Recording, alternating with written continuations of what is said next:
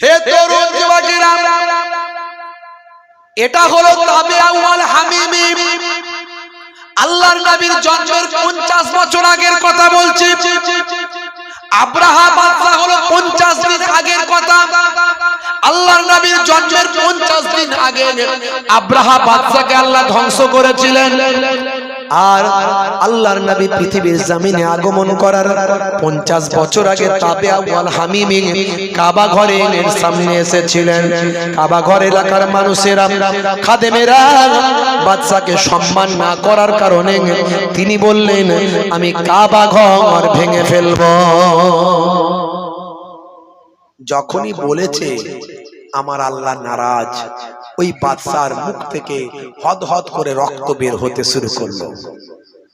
হদহদ করে রক্ত বের হতে শুরু করলো। 36 ইঞ্চি ছাতি 16 ইঞ্চি হয়ে গেল। বুঝতে পারছেন? হে তরুণ যুবকেরা, যত কবিরাজ হাকিম যা আছে সব লাগানো হলো, কোনোভাবেই মুখ থেকে রক্ত ওঠা তার বন্ধ হলো না। বন্ধুরা আমার, তরুণ যুবকেরা আমার, বাদশার আলেম ওলামাদের প্রতি বিশ্বাস কম, ডাক্তারদের প্রতি, হাকিম কবিরাজদের প্রতি বিশ্বাস বেশি। যখন সব কবিরাজ ফেল, সব হাকিম ফেল, তখন এবার বলছেন, বাবা আলেম ওলামাদের ডাকো, তাওরাত ইনজিলের পণ্ডিতদের ডাকো। এতদিন পর্যন্ত তেমন বিশ্বাস ছিল না, ওই নাম কাওয়াস্তে পেছনে নিয়ে ঘুরে বেড়াতো কিছু আলেমকে, কিন্তু গুরুত্ব দিত না, অত সম্মান তাদের দিত না। আজকে ঠেলায় পড়ে আলেমদের ডাকতে শুরু করলো। হে তরুণ যুবকেরা, বাদশার মুখ থেকে হদহদ করে রক্ত বেরোয়, শরীরটা ভেঙে চুর চুর হয়ে যায়, নিরুপায় হয়ে আলেম হাক্কানি আসমানি কিতাবে পণ্ডিত, তাওরাত ইনজিলের পণ্ডিতদের বলল, হে আল্লাহর আলেম বান্দারা, আচ্ছা দেখুন তো বাবা, আপনাদের কিতাবে ওই তাওরাত ইনজিল কিতাবে আমার অবস্থার কথা কিছু বলা আছে কিনা, আমার ব্যাপারে কোনো কথা আছে কিনা, এরকম শাস্তি যে আমার হয়েছে, এই যে মুখ থেকে রক্ত উঠতে শুরু করেছে, কেন এটা হঠাৎ করে হলো, এমন কি এমন ঘটনা ঘটলো যে কোনো ওষুধে কাজ হয় না, এরকম কোন শাস্তির কথা, এরকম কোন ঘটনা কি ওই তাওরাত ইনজিল কিতাবে লিপিবদ্ধ আছে? আল্লাহর আলেম বান্দারা, তাওরাত ইনজিলের পণ্ডিতেরা কিতাব খুলতে শুরু করলেন। খুলে খুলে খুলে খুলে খুলে খুলে খুলে খুলে তারা বললেন যে কাবা শরীফের উপরে আপনি যে বিদ্রুপ কথা বলেছেন, আল্লাহর ঘর বাইতুল্লাহ সম্পর্কে যদি কেউ খারাপ কথা বলে, তার জবানটা আমার আল্লাহ তাকে শাস্তি দেবেন, বিপদ দেবেন, যে কোনো ভাবে, বর্তমান এখন হোক পরে হোক, আমার আল্লাহ তাকে বিপদে ফেলবেন। আর এটাই সেই কারণে হয়েছে যে আপনি কাবা ঘর ভেঙে ফেলতে চেয়েছেন, সঙ্গে সঙ্গে তার অ্যাকশনটা লেগেছে, আপনার মুখ থেকে রক্ত ওঠা শুরু হয়েছে। এটা কাবা ঘরের কারণে হয়েছে। কাবা ঘর আল্লাহর বাইতুল্লাহ, এই কাবা ঘরকে কেউ যদি অসম্মান করে, কাবা ঘরের বিরুদ্ধে কটূক্তি করে, সে এখন হোক আর পরে হোক শাস্তি ঠিক পাবে। তা আপনারটা কারেন্ট হয়ে গেছে, আমরা বুঝতে পেরেছি। ডাইরেক্ট তো আর আপনার নাম লেখা থাকবে না, কিন্তু এই রকম বয়ান আমরা পাচ্ছি। হে তরুণ যুবকেরা, বাদশা তাবে সেই সময় বলল, ও আল্লাহর আলেম বান্দারা, আপনারা যখন রোগটা ধরেছেন, রোগের ঔষধটা কি আছে তখন বলেন। সেই সময় আলেমে হাক্কানিরা বলেছিলেন, হে বাদশা জাহাপনা, এই রোগের ঔষধটাও এখানে লেখা আছে। যারা কাবা ঘরের সঙ্গে বিয়াদবি করবে, যারা আল্লাহর সঙ্গে বিয়াদবি করবে, তাদেরকে মাফ চাইতে হবে, ক্ষমা চাইতে হবে, তওবা করতে হবে, আর যেন এমন কথা কখনো না বলে। ও বাদশা জাহাপনা, আপনাকে এক কাজ করতে হবে, কাবা শরীফের সামনে গিয়ে হাজিরা দিতে হবে। কাবা শরীফের দরজার চৌকাটে আপনার নাক আর কপালটা লাগিয়ে বারবার ক্ষমা চাইতে হবে, আমার আল্লাহর কাছে ইস্তেগফার চাইতে হবে। আমার আল্লাহ যদি রাজি হয়ে থাকেন, আপনাকে যদি মাফ করেন, ক্ষমা করেন, তবে আপনার বাঁচার রাস্তা, আপনার মুখের রক্তটা বন্ধ হয়ে যাবে। আমার আল্লাহ চাইলে তবে হবে। এটাই একমাত্র ঔষধ, দুনিয়ার কোনো ঔষধ কাজে লাগবে না। আমরা অনেক ক্ষেত্রেই ডাক্তারের কাছে ছুটে যাই। আমার দাদাজানের কাছে একজন মানুষ এসেছিল, বুঝতে পারছেন, একজন বড় পুলিশ অফিসার, বড় পুলিশ অফিসার, নাম বলবো না, অ্যাড্রেস বলবো না বাপ, বড় পুলিশ অফিসার এসেছিল। তার পাটা ফুলে কলা গাছ হয়ে গেছে। কত ডাক্তার কত কি করেছে, কোনো কাজ হয়নি, কোনো কিছুতে কাজ হয়নি। কার কাছ থেকে শুনে তখন এসেছে হুজুর কেবলা। শুনি বললেন, বাবা না হক করে কাউকে লাথি মেরেছ? হ্যাঁ, না হক করে কাউকে লাথি মেরেছ? লাথি যাকে তাকে মারছ কোনো অসুবিধা নেই, কিন্তু যদি অরিজিনাল কোন লোককে মেরে ফেলেছে তো বিপদ আছে। অরিজিনাল কোন আল্লাহওয়ালা মানুষ, খাঁটি সোনা, খাঁটি সোনাই যদি আঘাত করে ফেলেছে তো বিপদ আছে।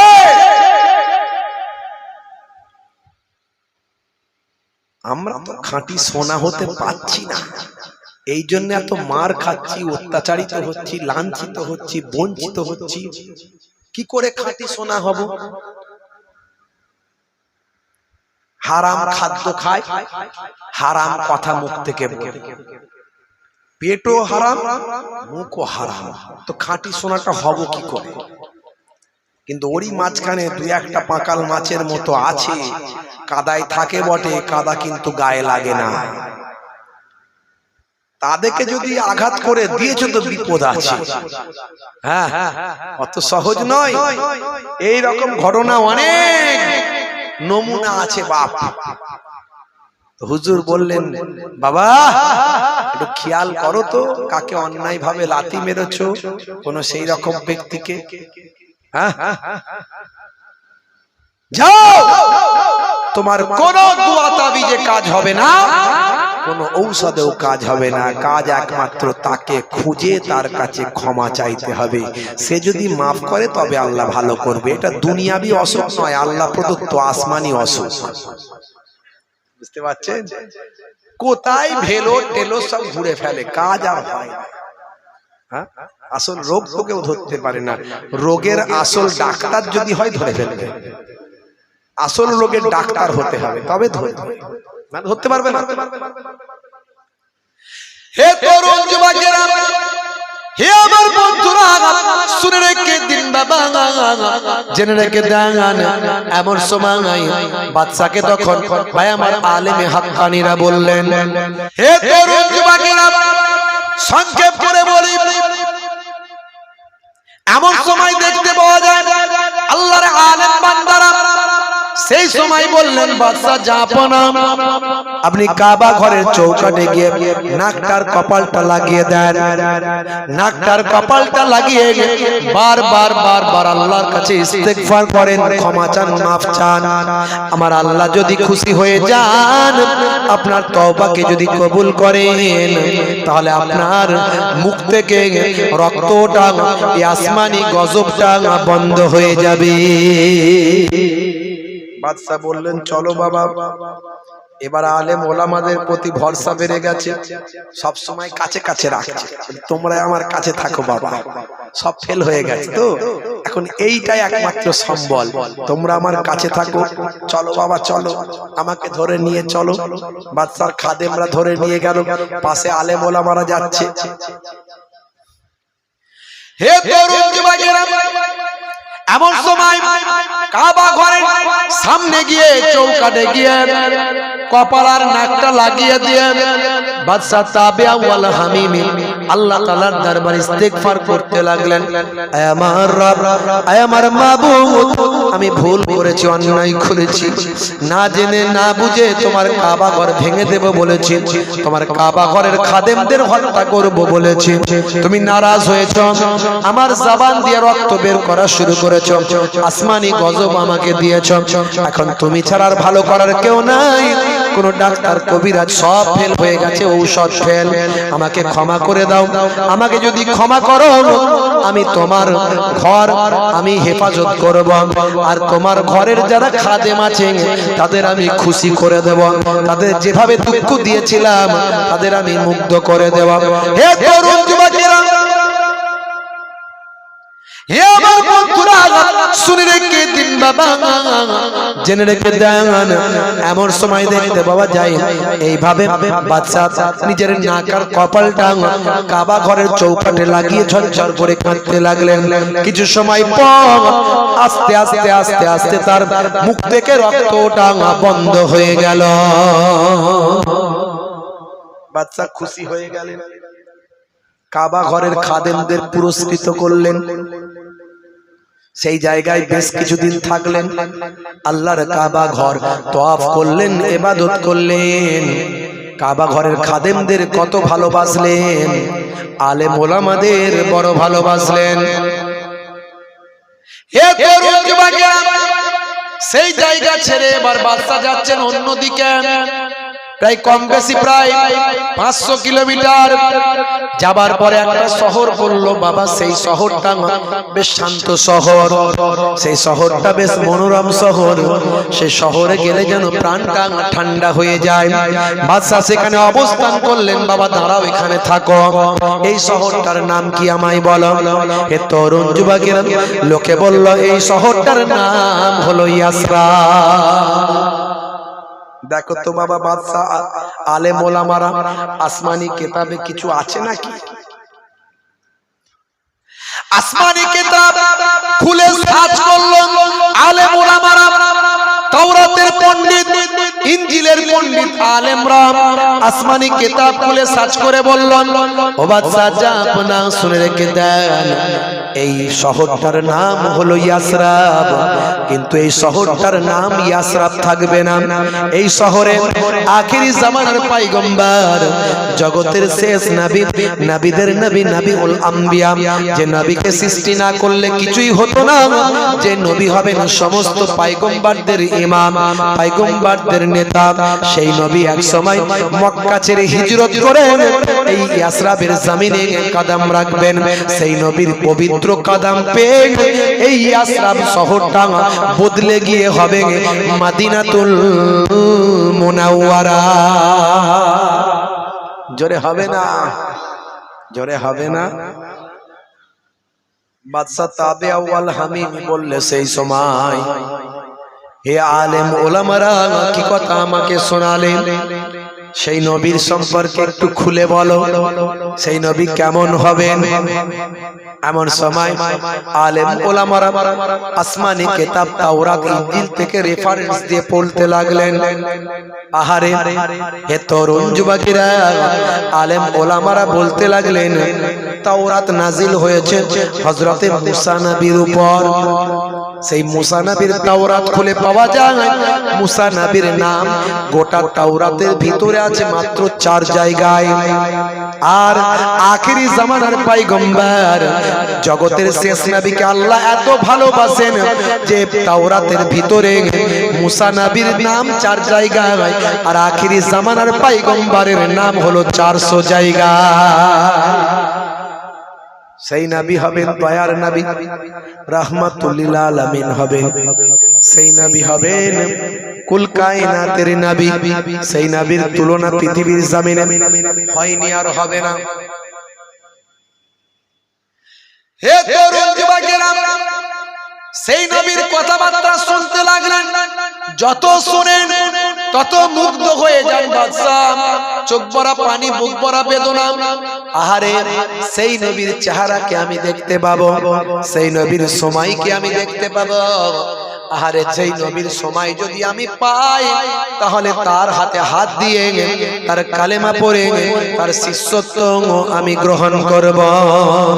আর যদি আমি না পাই, তাহলে আমার পক্ষ থেকে একটা বার্তা তার কাছে আমি পাঠিয়ে দেব। সেই তৎকালীন যুগে ইয়াসরাবের নেতা তাকে ডাক দিয়ে বললেন, হে বাবা ইয়াসরাবের লিডার, ইয়াসরাবের নেতা কে আছো বাবা, আমার কাছে এসো, আমি তোমাকে একটা চিঠি লিখে দিতে চাই। একটা চিঠি দেব, একটা মাটির সরা পাত্র, কাঁচা মাটির পাত্র একটা তৈরি করে নিয়ে এসো, কাঁচা মাটির সরা একটা তৈরি করে নিয়ে এসো পাত্র। সে কাঁচা মাটির পাত্রতে তিনি চিঠি লিখলেন। তিনি লিখলেন, আসসালামু আলাইকুম ইয়া রাসূলুল্লাহ, আসসালামু আলাইকুম ইয়া হাবিবাল্লাহ, ও আখিরি জামানার পয়গম্বর, জগতের শেষ নবী, আমি অধম বাদশা তাবে আউয়াল হামিমি, আমি একজন আপনার গোলাম। আপনার জামানা যদি আমি পাই তাহলে আপনার হাতে হাত দিয়ে কালেমা পড়ব, আর আপনার জামানা যদি না পাই তাহলে আমি আপনার কাছে এই চিঠির মাধ্যমে ঈমান খানা আনছি। কাল কিয়ামতের দিনে হাসরের ময়দানে আমি তাবে আউয়াল হামিমিকে আপনি ভুলে যাবেন না। এটা লিখে দিয়ে বললেন, এটা পুড়িয়ে নাও, এই কাঁচা মাটির চিঠিটাকে পুড়িয়ে নাও, পুড়িয়ে তুমি হলে নেতা, তোমার আন্ডারে রাখো, তোমার পরে যে নেতা হবে তার কাছে যেন আমার চিঠিটা চলে যায়। তাকেও বলে দিও এই চিঠি যেন আখিরি জামানার নবী পর্যন্ত পৌঁছায়। যতদিন না আখিরি জামানার নবী আসে ততদিন আফটার জেনারেশন নেতার পর নেতা, তারপর নেতা, হ্যান্ড ওভার হয়ে হয়ে হয়ে হয়ে যেন আমার চিঠিটা আখিরি জামানার পয়গম্বর পর্যন্ত যায়। জোরে হবে না? জোরে হবে না? কেমন নবীর আশিক একটু দেখুন তো, নবী না দেখে কেমন নবীর আশিক। আমরাও তো নবী দেখিনি, কতটা আশিক হতে পেরেছি বুকে হাত দিয়ে চিন্তা করুন। হে তরুণ যুবকেরা, হে আমার বন্ধুরা, শুনে রেখে দিন বাবা, জেনে রেখে দেন।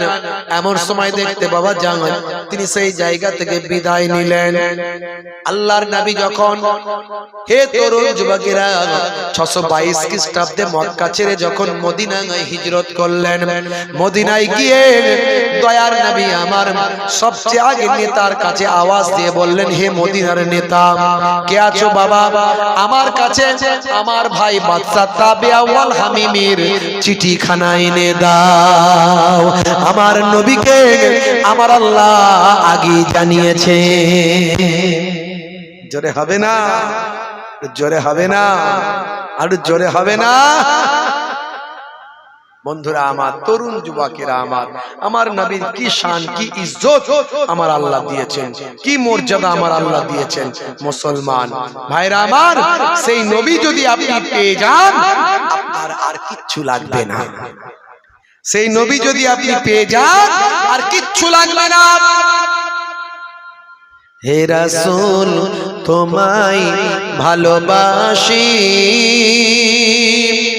অন্তরে শুধু মুখে না, জান্নাতের আশায় নয় হে রাসূল, জাহান্নাম কেউ ডরি না। জান্নাতের আশায় নয় হে রাসূল, জাহান্নাম কেউ ডরি না। তোমার পাওয়া আশায় মন ছুটে যায় মদিনায়, তোমার পাওয়ার আশায় মন ছুটে যায় মদিনায়। এ আশিকে দিদার দাও না, একবার দেখা দাও না। এ আশিকে দিদার দাও না, আর দূরে থাকিও না। হে রাসূল তোমায় ভালোবাসি, অন্তরে শুধু মুখে না, জান্নাতের আশায় নয় হে রাসূল জাহান্নাম কেউ ডরি না। আমার নবীকে যদি পান জান্নাত জাহান্নাম আপনার কিছু লাগবে? কিচ্ছু লাগবে না। নবী পেয়েছেন, সব পেয়ে গেছেন, আবার কি লাগবে? কিচ্ছু লাগবে না। তোমার ওই নাম শুনিলাম, এই চোখে দেখলাম না, তোমার ওই নাম শুনিলাম, ওই চোখে দেখলাম না, এই সুর যদি শুনে থাকো একবার দেখা দাও না, এই সুর যদি শুনে থাকো একবার দেখা দাও না। হে রাসূল তোমায় ভালোবাসি অন্তরে শুধু মুখে না, জান্নাতের আশায় নয় হে রাসূল জাহান্নাম কেউ ডরি না। কত আশিক যায় মদিনা তবরাও যায়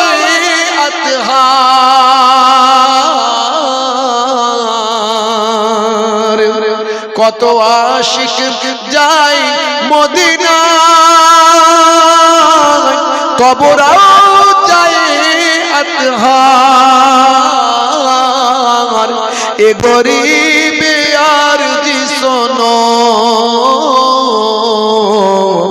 মোরে খাবে দেখা দাও না, এ গরিব আরজি শোনো মোরে খাবে দেখা দাও না। হে রাসূল তোমায় ভালোবাসি অন্তরে শুধু মুখে না, জান্নাতের আশায় নয় হে রাসূল জাহান্নাম কেউ ডরি না, জান্নাতের আশায় নয় হে রাসূল জাহান্নাম কেউ ডরি না। আল্লাহুম্মা সাল্লি আলা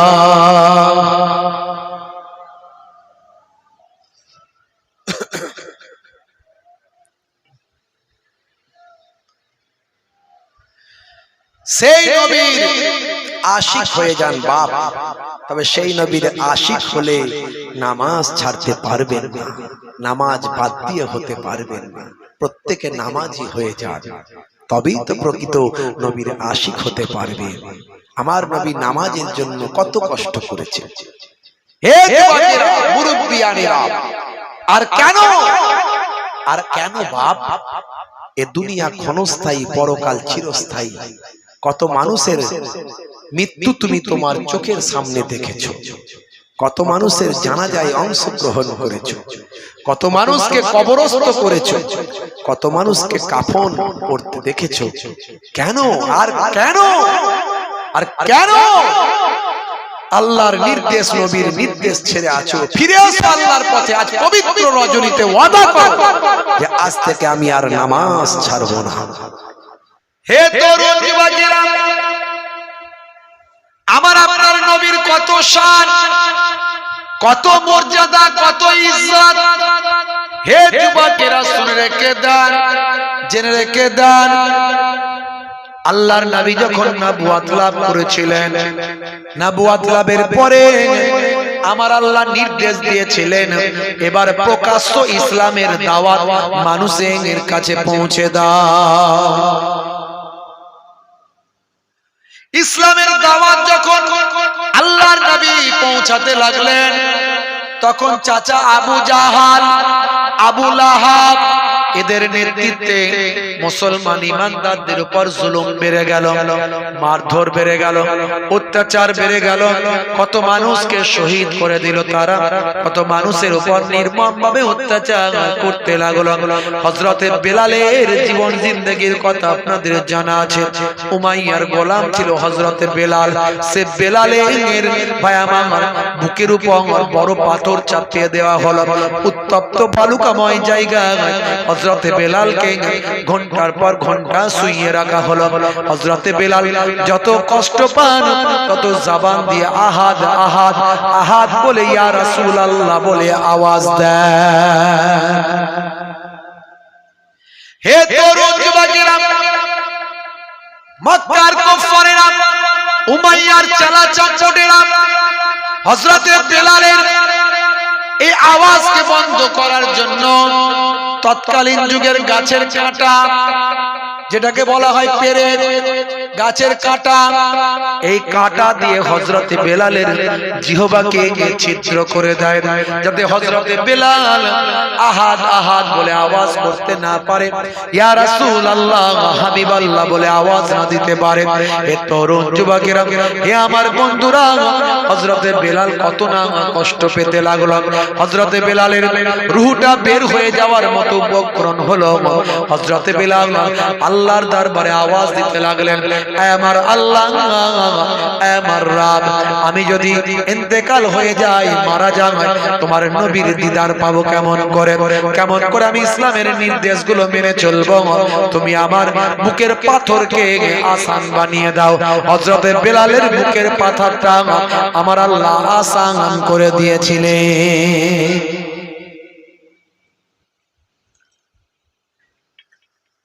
কত অত্যাচার! হযরতে আবু বকর সিদ্দিক রাদিয়াল্লাহু তাআলা আনহু হযরতে বেলালের মালিক যে ছিল উমাইয়া, তাকে ন্যায্য মূল্য বেশি দাম দিয়ে, চড়া দাম দিয়ে হযরতে বেলালকে ক্রয় করে নিয়ে হযরতে বেলালকে মুক্ত করে দিয়েছিলেন। জোরে বলুন সুবহানাল্লাহ। হযরতে বেলাল সর্বদা আমার নবীর খাদেম গোলাম হয়ে গেলেন। জোরে বলুন সুবহানাল্লাহ। এই রকম যখন অত্যাচার চলছে, হে তরুণ যুবকেরা, আল্লাহর নবী নির্দেশ দিলেন, মক্কার ঈমানদারদের উপর কুফারেরা এত জুলুম করছে, তোমরা দেশ ত্যাগ করে হিজরত করে চলে যাও। ইয়া রাসূলুল্লাহ কোথায় যাব? আল্লাহর নবী বললেন, চলে যাও হাবশিতে, হাবশায়, এই হাবশি দেশে চলে যাও, যেটা বর্তমান ইথিওপিয়া, বর্তমান নাম হলো ইথিওপিয়া, তৎকালীন যুগে বলা হতো হাবশা। হে তরুণ যুবকেরা, হাবশার যারা বাবা বাদশা ছিল, রাজা ছিল, তাদের বলা হতো নাজ্জাসী। তৎকালীন যুগে হাবশার যিনি রাজা বাদশা ছিলেন, নাজ্জাসী ছিলেন। তিনি খুব ভালো মানুষ ছিলেন, সৎ মানুষ ছিলেন। তার রাজ্য হারিয়েছিল, তখন তিনি মহান স্রষ্টার কাছে প্রার্থনা করেছিলেন, আমার মহান স্রষ্টা, আমার রাজ্য হারিয়ে গেছে, কুফারেরা আমার রাজ্য জালেমেরা দখল করে নিয়েছে, আমি যদি তাদের কাছ থেকে আমার রাজ্যটা ফিরে পাই, আমি সততার সঙ্গে, ন্যায় পরায়ণতার সঙ্গে আমি রাজ্য কায়েম করব। তার দোয়া মহান আল্লাহ কবুল করেছিলেন। পুনরায় সেই নাজ্জাসীকে আবার তার রাজ্যটা আমার আল্লাহ ফিরিয়ে দিয়েছিলেন।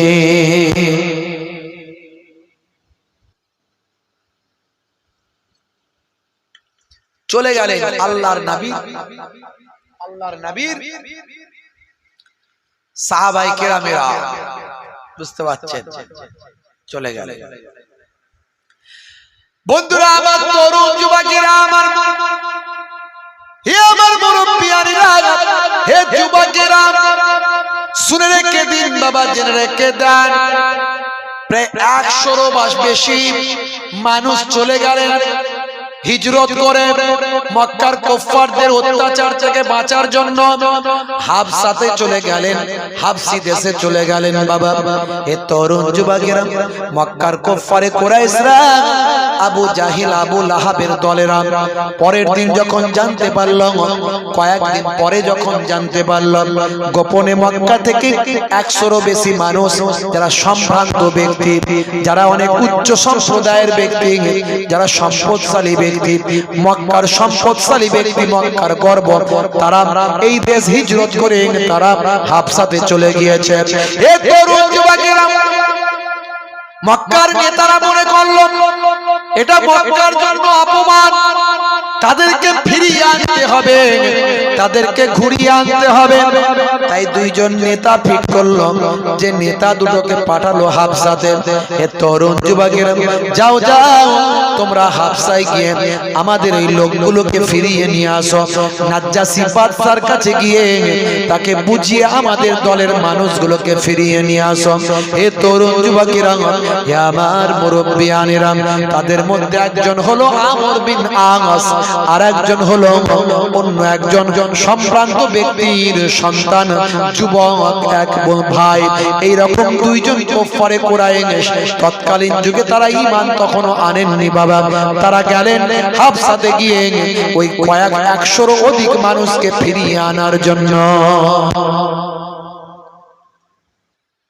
আমর বিন আস আর একজন হলেন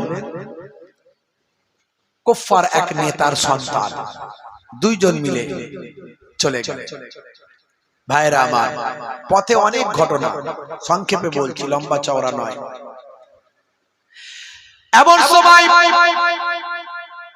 কুরাইশরা জানে হাবশী দেশের মানুষদের মক্কার পশুর চামড়া বড় পছন্দ, কারণ পশুর চামড়াটা অনেক টেকসই হয়। মক্কার পশুর চামড়া শুষ্ক ওয়েদারে অনেক টেকসই হয় এবং অনেক মূল্যবান এবং দামি। তাই এই দুইজনের সঙ্গে অনেক মূল্যবান পশুর চামড়া তারা পাঠালো। যাও হাবশী দেশে চলে যাও, সেখানকার রাজা বাদশাদের উপঢৌকন দেবে। রাজার যারা মন্ত্রী উজির নাজির তাদেরকে উপঢৌকন দিয়ে হাত করবে, যে কোনো মূল্যে আমাদের সম্মান বজায় রাখতে হবে। ওই 100-এরও অধিক যারা চলে গেছে মুহাজির, তাদেরকে তোমরা ফিরিয়ে নিয়ে আসবে। এই আমর বিন আস এবং মক্কার কুফফারে কুরাইশের সন্তান ভাই আমার, তারা অনেক পশুর মূল্যবান চামড়া নিয়ে চলে গেল হাবশী দেশে। গিয়ে রাজার উজির নাজিরদের হাত করে ফেললো, তাদের আন্ডারে তাদেরকে হাত করে ফেললো। এমনকি নাজ্জাশী বাদশাকে ভাই আমার উপঢৌকন দান করলো। এতে সবাই আনন্দিত হলো, আর যে উপঢৌকন দিয়েছে সবাই তাতে খুশি, কারণ এই মক্কার পশুর চামড়া তাদের বড় পছন্দ। এই চামড়া তাদের অনেক উপকার করে, অনেক উপকারে লাগে।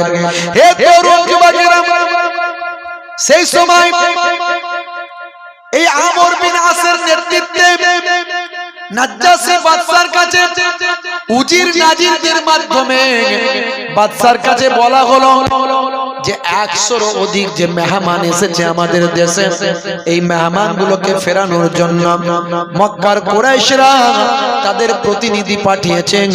এই প্রতিনিধিরা তাদের নিতে এসেছে, তাদের ফেরত দেওয়ার জন্য।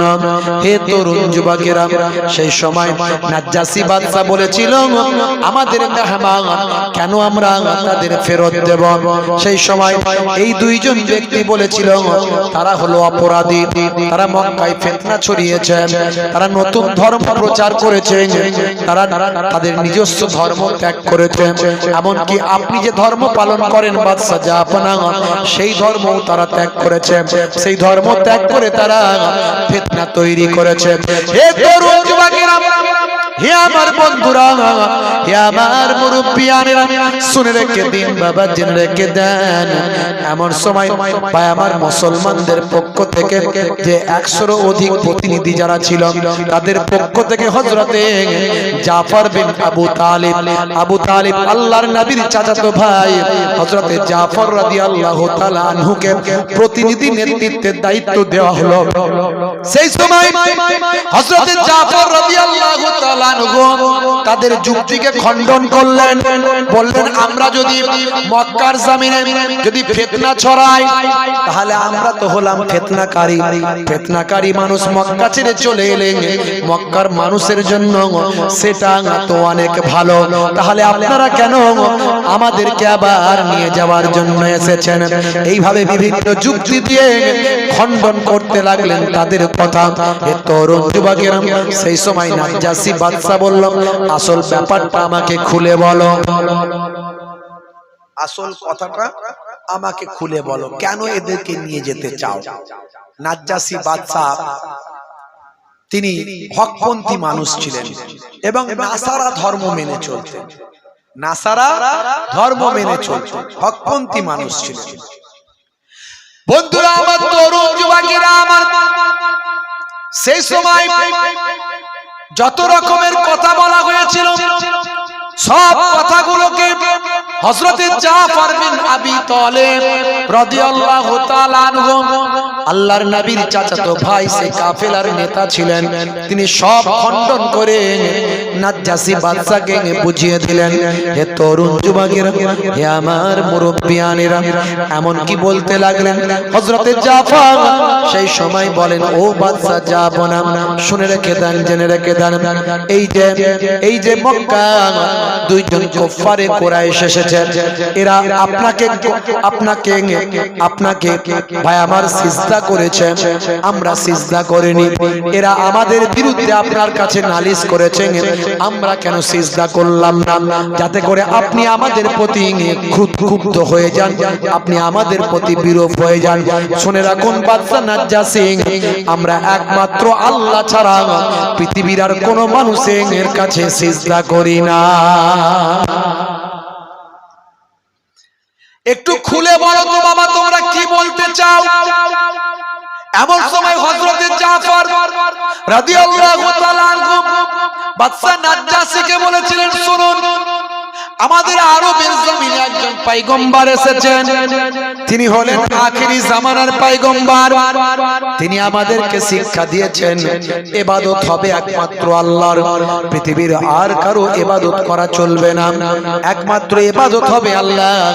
তবে মনে রাখবেন, সেই আল্লাহর নির্দেশ হলো চুরি করবে না, খুন করবে না, জেনা ব্যভিচার করবে না, অত্যাচার করবে না, জুলুম করবে না, মানুষে মারপিট দাঙ্গা হাঙ্গামা করবে না।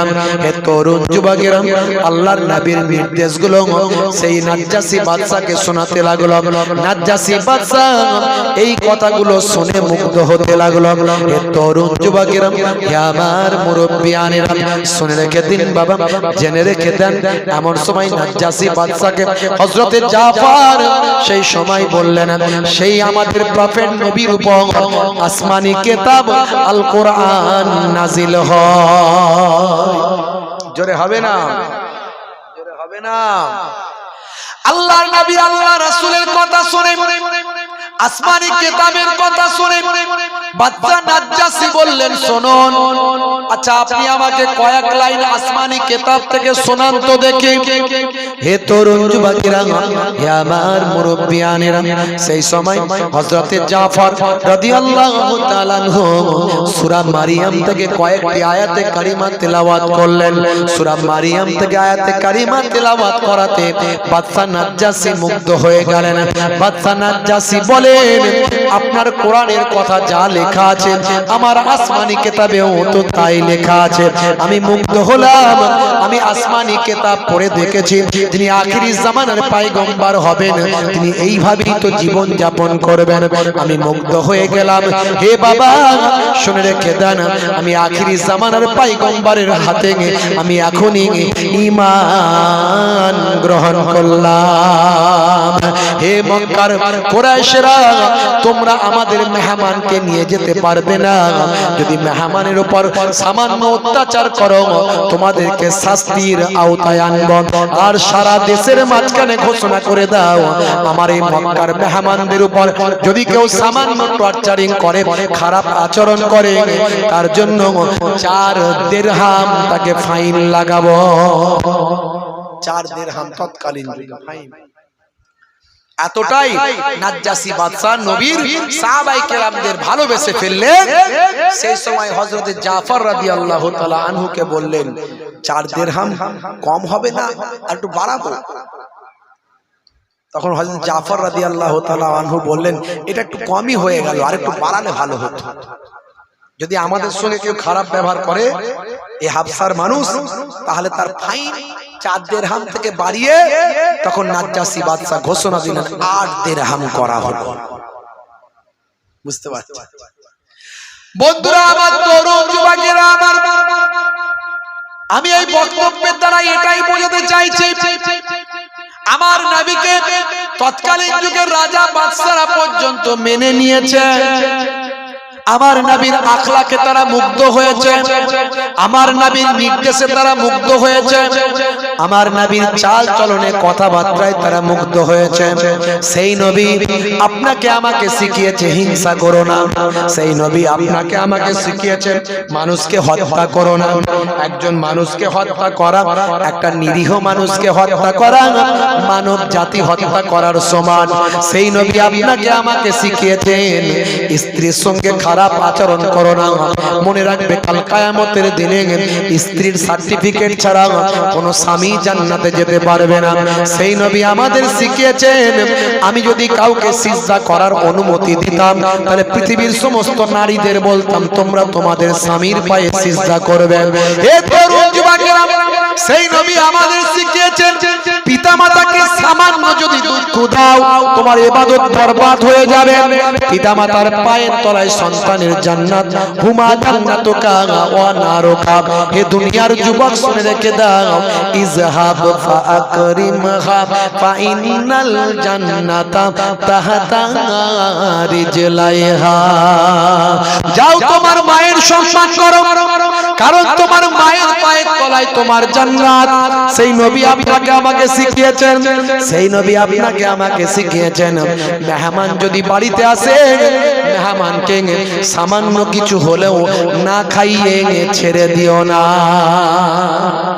শুধু তাই নয়, মেহমান যখন আসবে মেহমানের সঙ্গে কেউ না কেউ একজন দুজন মেজবান হয়ে যাবে।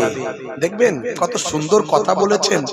যদি তোমার পেট ভরে থাকে, মেহমানের সঙ্গে খাবার যদি ক্ষমতা তোমার না থাকে, তাহলেও আমি নির্দেশ দিচ্ছি মেহমানের সঙ্গে খাবার অভিনয় করবে কেন তুমি খাচ্ছ, অন্তত হাতটা লাগিয়ে একটু একটু করে নেবে, খাবে, যাতে মেহমান বুঝতে পারে মেজবান খাচ্ছে। আর মেজবান যদি খায় মেহমানের খাওয়ার আগ্রহটা ঠিক থাকবে, না হলে মেহমান মেজবান না খাওয়ার কারণে ভুকা অবস্থায় থাকতে পারে, না খেয়ে পরিতৃপ্ত নাও হতে পারে। এ তরুণ যুবকেরা, তোমার মেহমান যেন পরিতৃপ্ত হয় তার জন্য তুমি তার সঙ্গে খাওয়া দাওয়া করো। দেখেছেন, খেতে না মন চাইলেও আমার পেট ভরে আছে আমি খাবো না, তাতেও নবী বলছেন অন্তত খাবারে হাত লাগিয়ে একটু একটু করে নাও আর মেহমানের সঙ্গে বসে থাকো, খাও, যেন মেহমান মনে করে আমার সঙ্গে মেজবান খাচ্ছে, তাহলে সে পরিতৃপ্ত হয়ে খেতে পারবে, তার খেতে সংকোচ হবে না। নবী আমার কি শেখাচ্ছেন ভাবছেন একটু? আল্লাহর নবী বলেন, যে ছোটদের স্নেহ করে না, বড়দের সম্মান করে না, সে আমার দলভুক্ত নয়। আপনি কোন ছোট বাচ্চাকে কখনো কষ্ট দিতে পারবেন না। বাচ্চাদের মসজিদে নিয়ে যাবেন, জুম্মার দিনে 5 ওয়াক্ত নামাজে নিয়ে যাবেন, জালসার মজলিসে নিয়ে আসবেন। জালসার মজলিসে এতগুলো মানুষ বসে আছেন, যদি বাচ্চা থাকতো, এতগুলো বাচ্চা থাকতো কম করে, বলবেন রাত হয়ে গেছে, হুজুর ঘুমিয়ে গেছে, ঠিক আছে, কথা ঠিক আছে, মেনে নিচ্ছি। কিন্তু জলসার মজলিসে মানুষ নিয়ে আসতে চায় না, গেলে বাবা চেঁচামেচি হইচই করবে, খামাখাই ডিস্টার্ব করবে, ওর থেকে বাড়িতে থাক।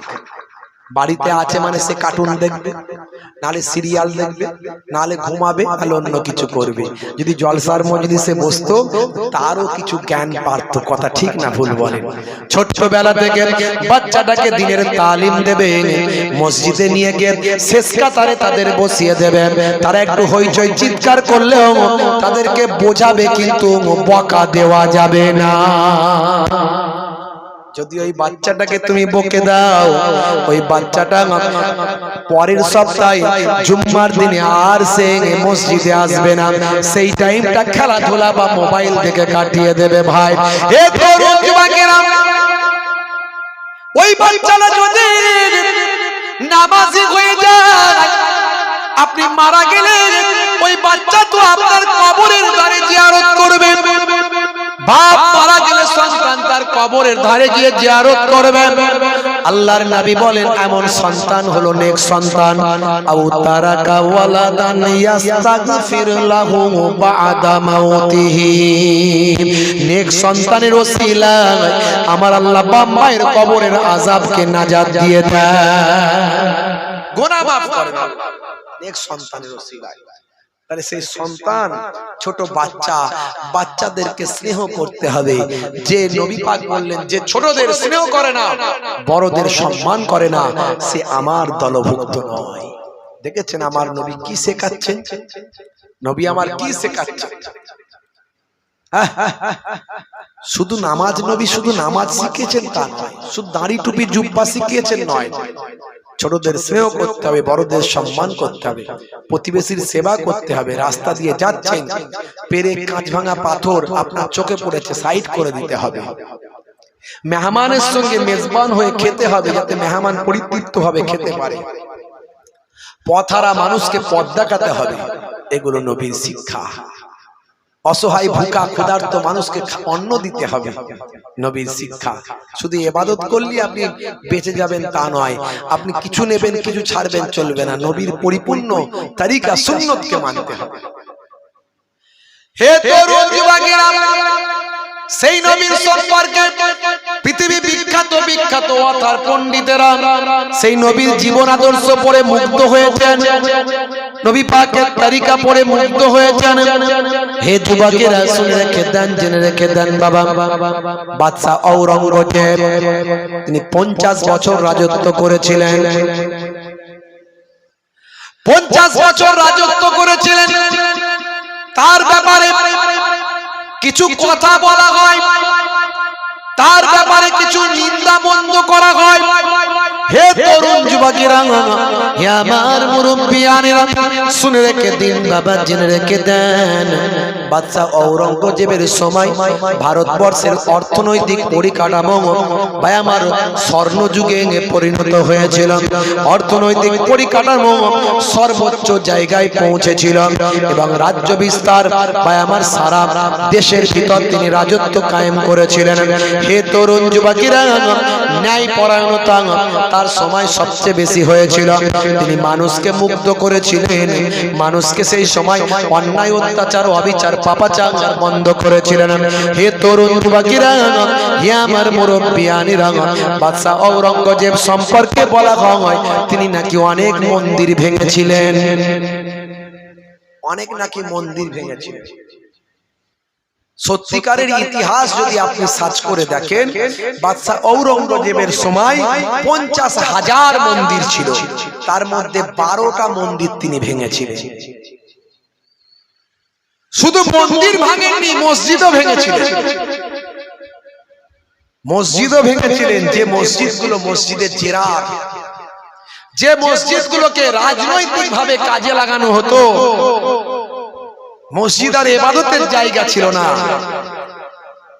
এমনকি মহরমের তাজিয়া বন্ধ করে দিয়েছিলেন মহারাষ্ট্রে। মহরমের তাজিয়ায় 100 জন মানুষ মারা গিয়েছিলেন, তারপর থেকে তাজিয়া বন্ধ।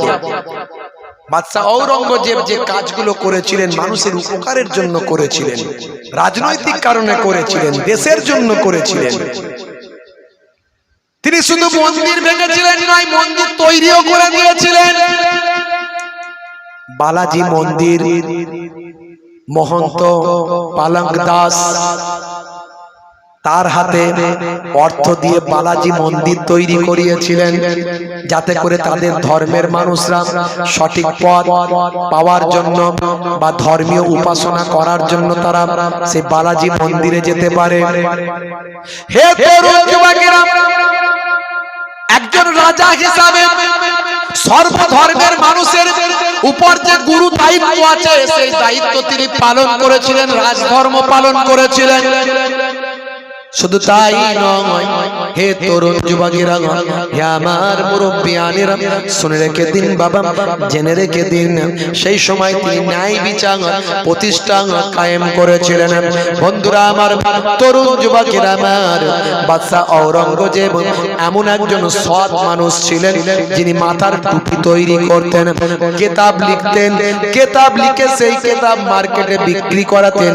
মাথার টুপি হাতে করে তৈরি করে মার্কেটে বিক্রি করিয়ে সেই টাকা দিয়ে জীবন যাপন করছেন।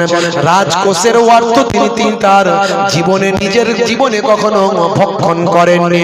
হে তরুণ যুবকেরা, হে আমার বন্ধুরা, হে আমার মুরব্বিয়ানেরা, শুনে রেখে দেন, বাদশা আকবর, বাদশা ঔরঙ্গজেব, বাদশা শাহজাহান, তাদের আমলে অমুসলিমরা 22% মানুষ সরকারি ভাবে চাকরি করত, অমুসলিম 22% চাকরি করত। বাদশা আকবরের সময়, বাদশা শাহজাহানের সময়, কিন্তু বাদশা ঔরঙ্গজেব তিনি তার পার্সেন্টেজ বাড়িয়ে 32% অমুসলিম হিন্দু ভাইদের চাকরি দিলেন। হে তরুণ যুবকেরা, লোকে বলে শুনুন, লোকে বলে শুনুন, বাদশা ঔরঙ্গজেব আপনি এত অমুসলিমদের চাকরি কেন দিচ্ছেন?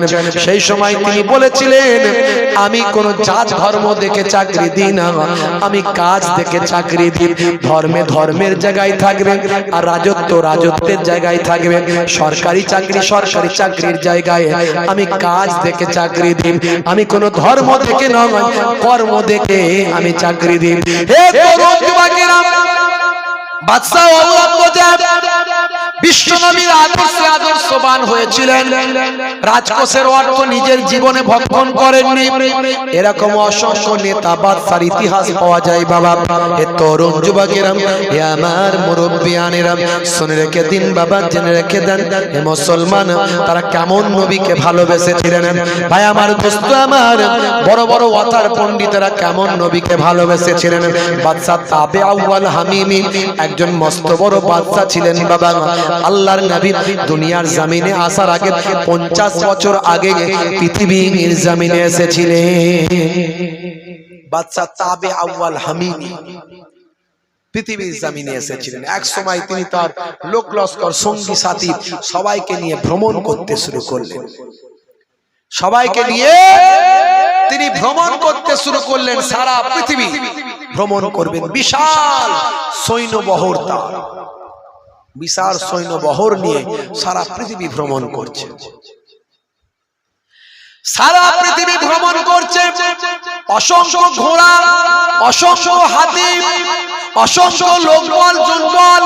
হে তরুণ যুবকেরা, তৎকালীন যুগের একজন বনাঢ্য বাদশা, বাদশা তাবে আউয়াল হামিমি বাবা, আল্লাহর নবী ভাই আমার জন্মের 50 বছর আগে পৃথিবীর জমিনে তিনি পদার্পণ শুরু করলেন, ভ্রমণ করতে শুরু করলেন। ভ্রমণ করতে করতে করতে করতে আরবের জমিনে মক্কা নগরীতে গিয়ে পৌঁছালেন। যেখানেই রাজা গেছেন, সব জায়গায় মানুষ রাজা মশাইকে চিনতে পেরেছে, বাদশাকে চিনতে পেরেছে, তাকে স্যালুট জানিয়েছে, সম্মান করেছে, তার কাছে স্বাগতম ওয়েলকাম জানিয়েছেন। এক্সেপ্ট ব্যতিক্রম একটাই জায়গা, তিনি মক্কা নগরীতে যখন পৌঁছালেন, কাবা ঘরের সামনে কাছাকাছি যখন পৌঁছালেন, কাবা ঘর এলাকার খাদেমেরা তাকে সম্মান জানালো না।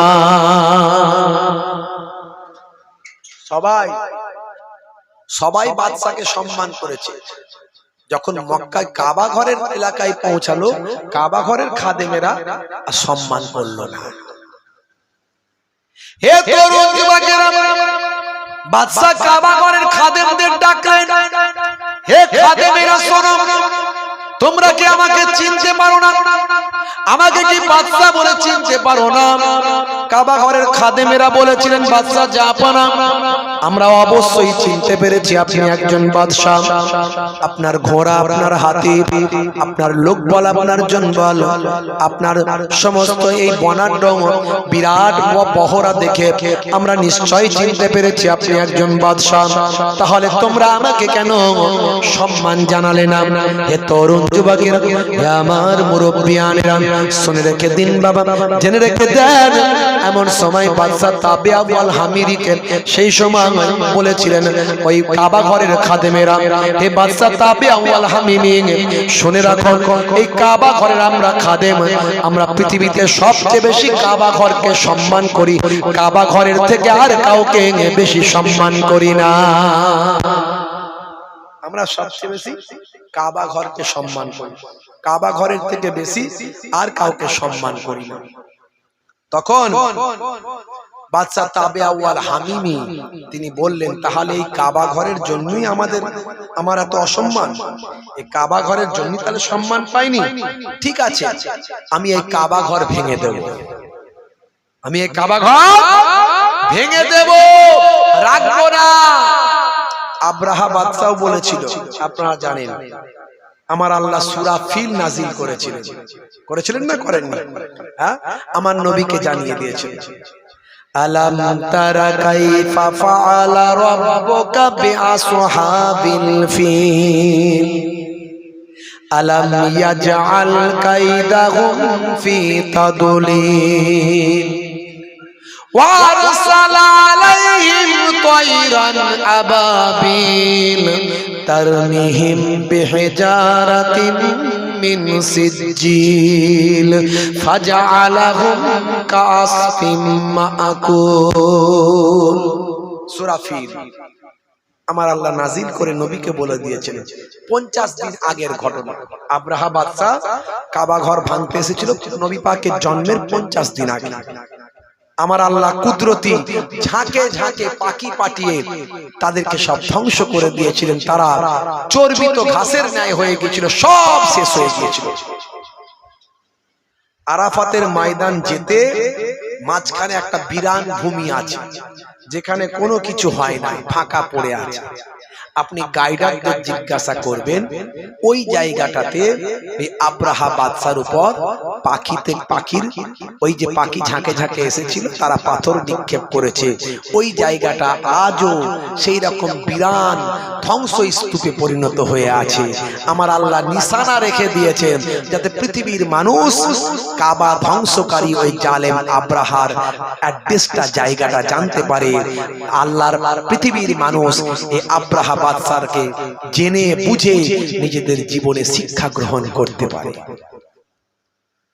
পৃথিবীর মধ্যে সবচেয়ে শ্রেষ্ঠ আলোচনা হলো আমার নবী পাকের আলোচনা। জোরে বলুন সুবহানাল্লাহ। আমার আল্লাহ কোরআন মাজিদের ভিতরে বলেছেন, ওয়ারাফা'না লাকা যিকরাক, হে নবী আপনার আলোচনাকে আমি সর্বোচ্চ মর্যাদা দান করেছি। জোরে বলুন সুবহানাল্লাহ। হে তরুণ যুবকেরা, হে আমার বন্ধুরা, শুনে রেখে দিন বাবা, জেনে রেখে দেন, হে মুসলমান, আমার নবীর আলোচনাটা হলো শ্রেষ্ঠ আলোচনা, সর্বোচ্চ আলোচনা হলো আমার নবীর আলোচনা। সেই নবী আমার বলছেন, হে দুনিয়ার মানুষ শোনো, ভাইরা আমার তরুণ যুবকেরা, হে তরুণ যুবকেরা, মুরব্বিয়ানেরা, আমার আল্লাহ কোরআন মাজিদে অন্য জায়গায় আবার ঘোষণা করলেন, হে দুনিয়ার মানুষ শুনে রেখে দাও, তুমি যদি শ্রেষ্ঠ মানুষে পরিণত হতে চাও, তুমি যদি সত্যি সত্যি আশরাফুল মাখলুকাতে পরিণত হতে চাও, তাহলে তোমাদের কাছে আমি একটা মডেল পাঠিয়েছি। সেই মডেলটার অন্য কিছু নয়, সেই মডেলটা হলো আমার আপনার রাসূল। আমার আল্লাহ কোরআন মাজিদের ভিতরে বললেন, লাকাদ কানা লাকুম ফি রাসূলিল্লাহি উসওয়াতুন হাসানা। বলুন না, তোমাদের জন্য তোমাদের নবীর মধ্যে আছে উত্তম আদর্শ। সেই নবীকে তোমরা যদি মেনে চলো, তোমরা পৃথিবীর শ্রেষ্ঠ মানুষে পরিণত হতে পারবে। সেই নবী পাকের আমরা উম্মত, আমাদের মর্যাদা অনেক, আমাদের মর্যাদা, আমাদের শান অনেক। সেই নবী পাকের আমরা উম্মত। হে তরুণ যুবকেরা, হযরতে মুসা কালিমুল্লাহর জামানায় মুসা নবীর উম্মত জিজ্ঞাসা করছে, ও আমাদের নবী, আপনি হলেন বনি ইসরাইল যুগের শ্রেষ্ঠ নবী, আপনার জামানার মানুষ অনেক দিন বাঁচে, আপনার পূর্ববর্তী যে সমস্ত নবীরা এসেছেন সেই সমস্ত নবীদের উম্মত যারা, তাদের উম্মতেরা অনেক দিন বাঁচে, কিন্তু আপনি বলছেন আখিরি জামানার পয়গম্বর যিনি আসবেন তার উম্মতেরা বেশি দিন বাঁচবে না। আচ্ছা হুজুর, তার উম্মতরা যদি অল্প দিন বাঁচে, তাহলে কবে বিয়ে শাদী তাদের হবে, আর কবে তাদের সন্তান সন্ততি হবে, আর কবে তারা ইবাদত বন্দেগী করবে? কি কথা ঠিক না ভুল বলে? আমাদের বুদ্ধি হতে 20 বছর সময় লাগে, তারপর বিয়ে শাদী, প্রতিষ্ঠিত হওয়া, সংসার ধর্ম করা, এই করতে করতে সংসারে প্রতিষ্ঠিত হওয়া, সন্তানদের মানুষ করা, এই করতে করতে 40 পার। বাকি রইল 20 বছর। এই 20 বছরে কতটুকু ইবাদত হবে? আগের যুগে নবীদের উম্মতেরা বাঁচতে 500 বছর, 700 বছর, 800 বছর। হ্যাঁ, এমনকি এক ব্যক্তির রওয়ায়াত এসেছে, পাওয়া যায়, ভাইরা আমার, ইবনে উনুক, হ্যাঁ, আমি এই নিয়ে বক্তব্য রেখেছি, 3500 বছর বেঁচেছিল। বুঝতে পারছেন? অনেকগুলো নবীদের জামানা পেয়েছিল সে। এই ওয়াজ আমি করে দিয়েছি, ইন্টারনেটে আছে। আমরা এই অল্প দিনের জিন্দেগিতে মুসা কালিমুল্লাহর উম্মতেরা বলছে আখেরি জামানার পয়গম্বরের উম্মতেরা কি করে ইবাদত বন্দেগী করবে, কখন বিয়ে শাদী করবে, কখন সংসার ধর্ম করবে। হে তরুণ যুবকেরা, হে আমার বন্ধুরা, শুনে রেখে দিন বাবা, জেনে রেখে দেন। হে মুসলমান, একটু লক্ষ্য করুন। এমন সময় দেখতে পাওয়া যায় হযরতে মুসা কালিমুল্লাহ সেই সময় বলেছিলেন, শোনো হে আমার উম্মতেরা, শুনে রেখে দাও, আখিরি জামানার পয়গম্বরের কত সম্মান, কত ইজ্জত। আখিরি জামানার পয়গম্বরকে নবীদের নবী বানানো হয়েছে, নবীদের ইমাম বানানো হয়েছে। শুধু তাই নয়, সেই নবীর উম্মতের কত মর্যাদা। তুমি 700 বছর 800 বছর ধরে যে ইবাদত বন্দেগী করছো, আখিরি জামানার পয়গম্বরকে আমার আল্লাহ তার খাতিরে, তার উম্মতদের আমার আল্লাহ কিছু সাবসিডি দেবেন, কিছু ছাড় দেবেন, কিছু বেনিফিট দেবেন, কিছু বোনাস দেবেন। বাবা, তারা একটা রাত ইবাদত করবে, আর তোমাদের 1000 রাত ইবাদত করার থেকেও বরং বেশি ইবাদত হয়ে যাবে। আমার আল্লাহ কোরআন মাজিদের ভিতরে বললেন, হে দুনিয়ার মানুষ, শুনে রেখে দাও, কোরআন মাজিদে লাইলাতুল কদরের কথা বলা হয়েছে না হয়নি? আমার আল্লাহ কোরআন মাজিদের ভিতরে বললেন, ইন্না আনজালনাহু ফি লাইলাতিল কদর। হে তরুণ যুবকেরা, ওমা আদরাকা মা লাইলাতুল কদর, তুমি কি লাইলাতুল কদর সম্পর্কে জানো? আমি আল্লাহ কোরআন মাজিদকে লাইলাতুল কদরের রাত্রিতে নাজিল করেছি। লাইলাতুল কদর সম্পর্কে কি তোমার জানা আছে?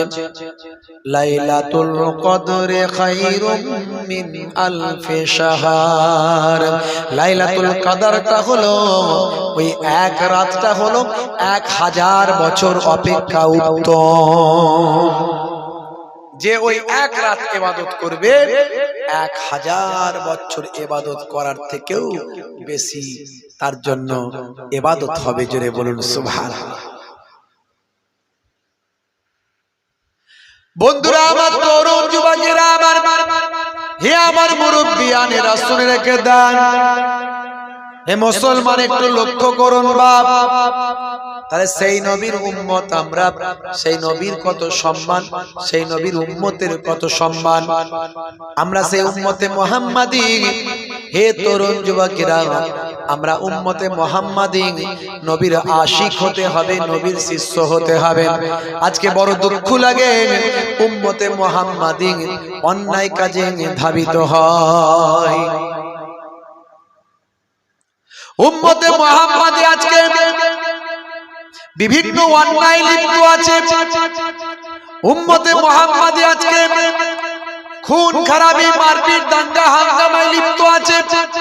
হে দুনিয়ার মানুষ শুনে রেখে দাও, আমার আল্লাহ কোরআন মাজিদের ভিতরে বললেন, বাল তুসিরুনাল হায়াতাদ দুনিয়া ওয়াল আখিরাতু খায়রুম ওয়া আবকা।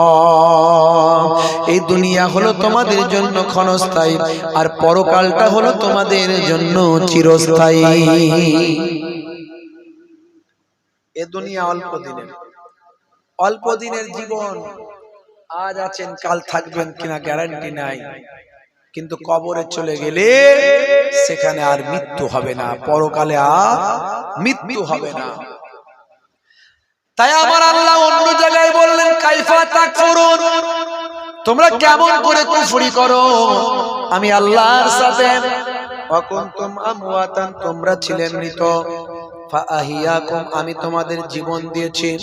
সুম্মা ইউমীতুকুম, আবার তোমাদের মওত দেব। সুম্মা ইউহয়িকুম, আবার তোমাদের জিন্দা জীবিত করব। সুম্মা ইলাইহি তুরজাউন, তোমাদেরকে আমি আল্লাহ আমার কাছে প্রত্যাবর্তন করতে হবে। হে তরুণ যুবকেরা, আল্লাহ বলছেন, বান্দারে তোমাদেরকে যখন আমার কাছে ফিরতে হবে, তখন তোমাদেরকে আমি আল্লাহ আমার কাছে কৈফিয়ত দিতে হবে।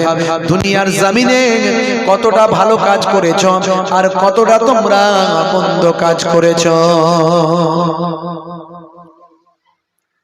কতটা ভালো কাজ, কতটা মন্দ কাজ করেছো, আমি আল্লাহর কাছে এসে বলতে হবে, বিচার হবে।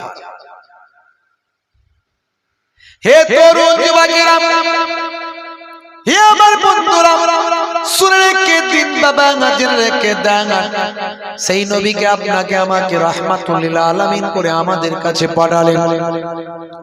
আমার আল্লাহ কোরআন মাজিদের ভিতরে বললেন, হে দুনিয়ার মানুষ শোনো, আমি তামাম আলামের জন্য রব। তামাম আলামের জন্য আমি হলাম রব। আলাম হলো 1 বছর, আর আলামিন হলো বহু বছর। আলাম মানে হলো জগৎ, আর আলামিন মানে অনেকগুলো জগৎ। ভালো করে বুঝবেন। আমার আল্লাহ কোরআন মাজিদের ভিতরে বললেন, আলহামদুলিল্লাহি রাব্বিল আলামিন। হে তরুণ যুবকেরা, আল্লাহ বললেন, আমি তামাম আলামগুলোর জন্য রব। সমস্ত যত আলাম আছে সবের আমি হলাম রব, আমি হলাম স্রষ্টা। আর আমার নবীর কত সম্মান, কত ইজ্জত শোনো। ওয়া মা আরসালনাকা ইল্লা রাহমাতাল লিল আলামিন। আমি যে আলামগুলোর রব, আমার নবী হলেন সেই আলামগুলোর রহমান।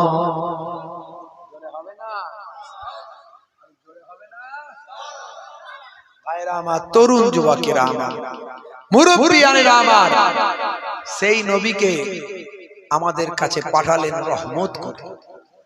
সেই নবীর নির্দেশ যদি আমরা ছেড়ে দিই, মুখে নবী নবী নবী নবী করলে কিছু হবে না, সেই নবীর নির্দেশকে মানতে হবে, সেই নবীর সুন্নতকে ভালোবাসতে হবে, তবেই প্রকৃত নবী পাককে ভালোবাসা হবে। বলুন না সুবহানাল্লাহ।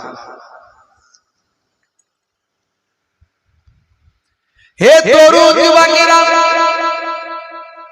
হে আমার বন্ধুরা, শুনে রেখে দিন বাবা, জেনে রেখে দেন, আল্লাহর নবী নিজের জবান দিয়ে জানিয়ে দিয়েছেন বাবা, হে দুনিয়ার মানুষ শোনো, তোমরা বলো নবী ভালোবাসি, নবী ভালোবাসি, কে আমাকে ভালোবাসে আমি নিজেই সেটা বলছি। হে দুনিয়ার মানুষ শুনে রেখে দাও, মান হাব্বা সুন্নতি ফাকাদ আহাব্বানি ওয়া মান আহাব্বানি কানা মাই ফিল জান্নাহ। মুখে নবী ভালোবাসি বললে হবে না, কার্যে প্রমাণ করতে হবে। নবী পাককে ভালোবাসলে কার্যে প্রমাণ করতে হবে। হে তরুণ যুবকেরা, হে আমার মুরব্বিয়ানেরা, শুনে রেখে দিন বাবা, জেনে রেখে দেন, যদি নবী পাককে ভালোবাসেন, আল্লাহর নবী বলছেন যে আমার সুন্নতকে ভালোবাসলো, আমার তরিকাকে ভালোবাসলো, আমার নির্দেশকে ভালোবাসলো, সেই তো প্রকৃত আমাকে ভালোবাসলো। আর যে আমাকে প্রকৃত ভালোবাসলো, সে আমার সঙ্গে জান্নাতি হয়ে গেল। যে আমার সুন্নতকে ভালোবাসলো, সে আমি রাসূলকে ভালোবাসলো, আর যে আমি রাসূলকে ভালোবাসলো, সে আমার সঙ্গে জান্নাতি হয়ে গেল। জোরে বলুন সুবহানাল্লাহ, জোরে বলুন ভাইরা আমার। সেই নবী পাককে ভালোবাসা আজকে ওয়াজ, আজকে মাহফিল, এই 12ই রবিউল আউয়াল আমার নবী পৃথিবীর জমিনে এসেছিলেন। জি হ্যাঁ, 12ই রবিউল আউয়াল আমার নবী পাক এসেছিলেন। আমার আল্লাহ খুশি হয়েছিলেন, ফেরেশতারাও খুশি হয়েছিল। জোরে বলুন সুবহানাল্লাহ। জিন জিন্নাতরা খুশি হয়েছিল, পশু পাখিরা খুশি হয়েছিল। আমার আল্লাহ খুশি হয়ে গিয়ে রহমতের দরজার তালা খোলার অর্ডার দিয়েছিলেন। আকাশ থেকে আমার নবী যখন মাতৃগর্ভে, আকাশ থেকে অফুরন্ত পানি নাজিল হয়েছিল। জোরে বলুন সুবহানাল্লাহ। ভাইরা আমার, তরুণ যুবকেরা আমার, হে আমার মুরব্বিয়ানেরা, হে যুবকেরা, আমার আপনার নবী কত কষ্ট করেছেন, কত মেহনত করেছেন। দয়ার নবীকে আমার আল্লাহ পৃথিবীর জমিনে পাঠিয়েছেন আমার আপনার জন্য, হিদায়াতের জন্য, উম্মতে মুহাম্মাদির জন্য, সারা পৃথিবীর বিশ্বের মানুষের জন্য হিদায়াতের জন্য আমার আপনার নবীকে পাঠিয়েছেন। হে তরুণ যুবকেরা, হে আমার বন্ধুরা, শুনে রেখে দিন বাবা, জেনে রেখে দেন মুসলমান, সেই নবী কত মেহনত করেছেন, কষ্ট করেছেন, উম্মতকে নাজাত দেওয়ার জন্য সর্বদা চেষ্টা করেছেন উম্মত কেমন করে জাহান্নামের আগুন থেকে নাজাত পেতে পারে। সারাটা জীবন নবী আমার উম্মতি উম্মতি উম্মতি করেছেন। ইন্তেকালের পরে দয়াল নবীকে যখন কবরস্থ করা হলো, হযরতে আবু বকর সিদ্দিক রাদিয়াল্লাহু তাআলা আনহু তার কলবের চোখটা নবী পাকের রওজা মোবারকের ভিতরে প্রবেশ করালেন। হযরতে আবু বকর সিদ্দিক রাদিয়াল্লাহু তাআলা আনহু বলেন, আমি আমার নবী পাককে দেখতে পেলাম রওজার ভিতরেও নবী আমার উম্মতি উম্মতি বলে কাঁদছে। কত ভালোবাসেন উম্মতে মুহাম্মাদি। সেই উম্মতে মুহাম্মাদি আজকে বিভিন্ন অন্যায় লিপ্ত, অপরাধে লিপ্ত। নবী পাকের তরিকা, নবী পাকের সুন্নাত থেকে আমরা আল্লাহর ইবাদতের মধ্যে সবচেয়ে বড় ইবাদত নামাজ, সেই নামাজি হয়ে যাও। আর নবী পাকের সুন্নতগুলোর মধ্যে সবচেয়ে বড় সুন্নত হলো মুখের দাড়ি। বড় দাড়ি রাখতে যদি লজ্জা পায়, ছোট হলেও রাখো, তবে নবীর সুন্নত মনে করে রাখো। এখন তো দাড়ি ফ্যাশন, নেতারাও দাড়ি রাখছে, মন্ত্রীরাও দাড়ি রাখছে, নায়ক গায়ক খেলোয়াড় প্লেয়াররা দাড়ি রাখছে, বিরাট কোহলি, হরভজন সিং, লিওনেল মেসিরা দাড়ি রাখছে। তবে তোমার দাড়ি দেখতে ছোট হতে পারে, কিন্তু নবীর সুন্নত মনে করে যদি তুমি রাখো, আজ ইমানি শক্তি একদিন যখন বেড়ে যাবে, তখন মুহিবুল্লাহ হুসাইন থেকেও বড় দাড়ি হবে। আর ততদিন পর্যন্ত নবীর সুন্নত মনে করে যদি দাড়িটা রাখো, এই অবস্থায় যদি তুমি মারা যাও, কবরে দেওয়ার পরে মুনকার নাকির ফেরেশতা যখন বলবে মান রব্বুকা, দেখতে পাবে তোমার মুখে নবীর সুন্নত বলে দাড়িটা রাখা, হতে পারে ওই দাড়িটাই হবে নাজাতের জারিয়া। জোরে হবে না? আল্লাহ রাব্বুল আলামিন আমাদের নামাজি সুন্নত ওয়ালা বানিয়ে দেন, বলুন আল্লাহুম্মা আমিন। নবী পাকের জীবন জিন্দেগি নিয়ে একটু আলোচনা করলাম, অনেক আলোচনা, কত আলোচনা করব বুঝতে পারছেন বাবা মার, কত আলোচনা করব। আল্লাহ রাব্বুল আলামিন যেটুকু বলালেন একটু বললাম। নবীর আশিক, নবীর প্রেমিক হতে হবে। নবীকে কেমন ভালোবেসেছেন রাজা বাদশা। এর আগে আমি নায়ক গায়ক খেলোয়াড় প্লেয়ার ভাই আমার কত মানুষের, কত সেলিব্রিটিদের উদাহরণ দিয়েছি, আজকে কয়েকটা বাদশার উদাহরণ দিলাম। ভাইরা আমার, সেই নবীকে ভালোবাসুন, তারা পর্যন্ত ভালোবেসেছেন, তারা নবীর শিষ্য হয়েছেন, আজ বেঁচে আছেন, কাল থাকবেন, গ্যারান্টি নাই। আজকেই নিয়ত করে নিন, পাক্কা নিয়ত, সেই নবীর আশিক হয়ে যাব।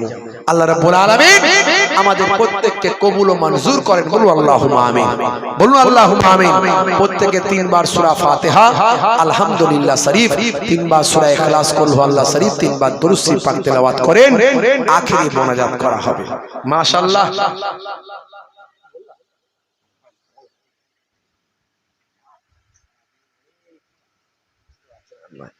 ভাইরা আমার, ভাইরা আমার, মাশাআল্লাহ, আপনাদের জলসা কমিটি যারা আছেন প্রত্যেককে আমি আন্তরিক সালাম, শুভেচ্ছা, ভালোবাসা জ্ঞাপন করি। মাশাআল্লাহ, খুব সুন্দরভাবে আপনারা, মানুষ অল্প হলেও একেবারে ধীর স্থির ভাবে সারাক্ষণ বসেছিলেন, আপনারা বড় ভালো লেগেছে। এই নাজমুস মোল্লা ভাই বারবার আমার সঙ্গে যোগাযোগ করেছে। আমাদের যে মাওলানা গিয়াসউদ্দিন, আপনাদের এলাকার ছেলে, মাশাআল্লাহ, খুব ভালো, ভালোবাসার মানুষ, বারবার যোগাযোগ করেছে। এই কয়েক বছর আগে একবার 23 সালে এসেছিলাম, আবার আল্লাহ আনিয়েছেন। দুটো কথা বললাম, অনেক কথা বলার ছিল, কিন্তু আমিও খুব ক্লান্ত, বুঝতে পারছেন। আজকে সারাদিনে 5খানা প্রোগ্রাম ছিল, এটা 5 নম্বরে শেষ করলাম, বুঝতে পারছেন। তার মধ্যে দুটো হলো বিনা পয়সা, আর বাকিগুলো যেমন যে নজরানা দেয়, বুঝতে পারছেন। ও নিয়ে তো বাড়াবাড়ি করি না আমি, আপনারা জানেন। তো দুটো বিনা পয়সা ছিল, বাবা সব জায়গায় তো যেতে হবে, আল্লাহর দরবারে কৈফিয়ত দিতে হবে, বিনা পয়সার বলে যাব না, সেখানেও গিয়ে হাজিরা দিয়ে এসেছি। সারাদিনে 5খানা প্রোগ্রাম, বুঝতে পারছেন।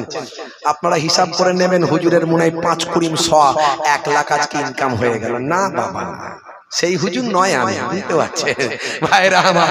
মানুষ তো অনেক চালাক, আর আমাদেরকেও তাদের চালাকির উপরে চালাকি করে বলে দিতে হয় ক্লিয়ার, না হলে আবার অন্য চিন্তা ভাবনা চলে আসবে। আল্লাহ রাব্বুল আলামিন আমাদের গোনা থেকে বাঁচান, ভুল ধারণা থেকে বাঁচান, বুঝতে পারছেন। অনেক সময় ধারণা আমাদের গুনাহগার বানিয়ে দেয়। হ্যাঁ ভাইরা আমার, তো ক্লিয়ার ওই জন্য বলতে হলো, যদি ওগুলো বলা উচিত নয়, যে দুটো বিনা পয়সার আর 3টে নজরানা যা যেমন দেবে, এটা বলার উচিত নয়, কিন্তু বলতে হলো, কারণ আমি এই কথাটা যেহেতু বলে ফেললাম, সেহেতু মানুষ হিসাব করে ফেলবে, সঙ্গে সঙ্গে অঙ্ক কষে ফেলবে, বুঝতে পারছেন।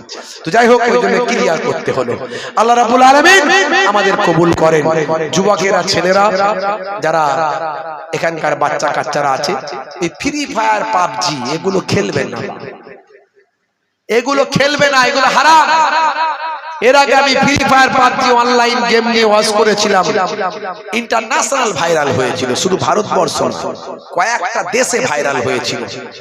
1 থেকে 1.5 মাসের ভিতরে ফ্রি ফায়ার কোম্পানি অ্যাডাম আর ইভের ক্যারেক্টার বন্ধ করেছিল। যারা প্রথম খেলতো তারা জানে, অ্যাডাম আর ইভের ক্যারেক্টার কোম্পানি চেঞ্জ করেছিল, যার কথার কারণে, যার বক্তব্যের কারণে চেঞ্জ হয়েছিল। আমি সে আপনাদের ভাই, আমার বক্তব্য সারা পৃথিবীর বিভিন্ন দেশে বিভিন্ন ভার্সনে চেঞ্জ হয়ে গিয়েছিল। আজও বলে যাচ্ছি, এই নেশা, এই free fire, online PUBG game, এগুলো হলো মারাত্মক নেশা। নেশা হলো ইসলামে হারাম, আর অপচয় খরচা করা হলো হারাম। আপনি অপচয় নষ্ট করছেন সারাক্ষণ। ওই যে গেম খেলছে ছেলেরা, এ থেকে কোনো জ্ঞান লাভ হচ্ছে না, কোনো শিক্ষা হচ্ছে না। মোবাইল অন্য কারণে ঘাঁটলে কিছু শিক্ষা হবে, পেপার পড়ছেন কিছু জ্ঞান হচ্ছে, কোরআন হাদিসের কথা পড়ছেন জ্ঞান হচ্ছে, ওয়াজ শুনছেন কিছু সওয়াব হচ্ছে। কিন্তু ফ্রি ফায়ার পাবজি খেললে কি লাভ হবে? কোনো জ্ঞান হবে না, কোনো সওয়াব আসবে না। ও শুধু আমার নফস, খারাপ নফস, ভাই আমার এই যে খারাপ নফসটা সেখানে শুধু তৃপ্তি পাচ্ছে, আনন্দ পাচ্ছে। এই জন্য এই যে অপচয় খরচা, পয়সা খরচা, সময় খরচা, মোবাইলের চার্জ খরচা, ব্যাটারি খরচা, পড়াশোনা নষ্ট, পিতামাতার অবাধ্য। এই জন্য কোরআন অনুযায়ী, কোরআন মাজিদ আল্লাহ রাব্বুল আলামিন জানিয়ে দিয়েছেন, ইন্নাল মুবাজ্জিরিনা কানু ইখওয়ানাশ শায়াতিন। অপচয় খরচাকারী, নষ্টকারী হলো শয়তানের ভাই। যারা free fire, PUBG, online game খেলে, তারা, হে মুসলমান, আমি বিশেষ করে মুসলিম সম্প্রদায়ের ভাইদের বলছি, এগুলো হলো হারাম। কুল্লু মুসকিরিন হারাম, প্রত্যেক নেশা হলো হারাম। যারা এগুলো খেলে তারা নেশা করছে, তারা হারাম কাজ করছে। আবার আল্লাহর কোরআন অনুযায়ী শয়তানের ভাইয়ের খাতায় নাম লেখাচ্ছে। হে যুবকেরা, হে ছেলেরা, তুমি কি শয়তানের ভাই হবে? যদি বলো না, তাহলে এই গেমগুলো আজই ডিলিট করো। আজই এই গেমগুলো ডিলিট করে কোরআন হাদিসের কথা শোনো, ওয়াজ নসিহত শোনো, কোরআন মাজিদের অ্যাপ ডাউনলোড করো, আমার নবীর জীবনী মোবাইলে ডাউনলোড করো। মোবাইলকে ভালো কাজে ব্যবহার করো, পিতামাতার কথা শোনো, পড়াশোনায় মনোযোগী হও, কাজকর্ম করো। দুনিয়াতেও আল্লাহ কামিয়াবি দেবেন, আখিরাতেও কামিয়াবি দেবেন। বলুন আল্লাহুম্মা আমিন, বলুন আল্লাহুম্মা আমিন।